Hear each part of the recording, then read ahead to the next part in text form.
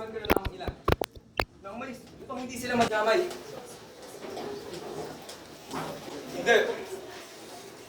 Ano naman yun kahit mamamatay sila o hindi? Hindi ko dapat sirain ang tiwala niya. Siya ang nagbibing sa akin at tumatawag sa loob ang buhay.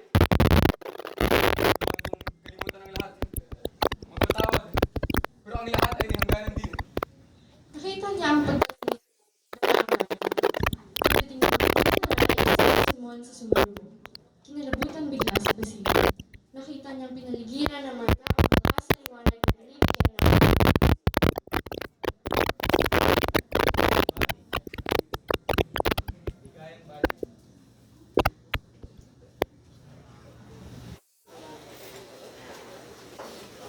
Ayun na si Skull. Dali.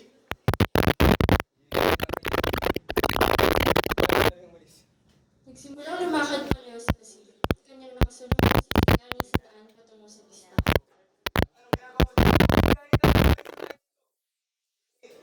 Nais ko siya makita. Di ba na siya bukas? Gusto mo bang mamatay? Hindi ko alam. Mahinig ka. Alam para sa makikita ng pulbura. Sabog yun. Anong mga oras ngayon?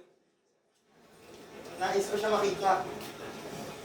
Pamanda na, Bruce. At iniwan ni Basilio ang kaibigan upang iligtas ang sarili. Sa loob ng bahay ay nagkakainan na ang mga bisita nang may nakita silang pagano.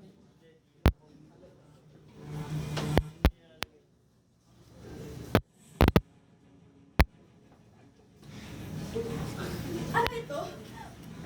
Menendez and Pares? Crisostomo Ibarra? Biro lang yan. Hindi mo din ang biro. Isang pagbabanta mula sa isang taong matagal nang namayapa. Bakit na nga yan? Anong biro? Hindi ito biro! Ano ba ang kasulatan ni Crisostomo Ibarra at kasi ang kasulatan ito? Ituloy ang kasiyahan. Walang dapat ipangamba. Walang kwenta. Ang mga biro. Kasitan ko na yung lahat. Padre, pakitaas na lang ang mitya.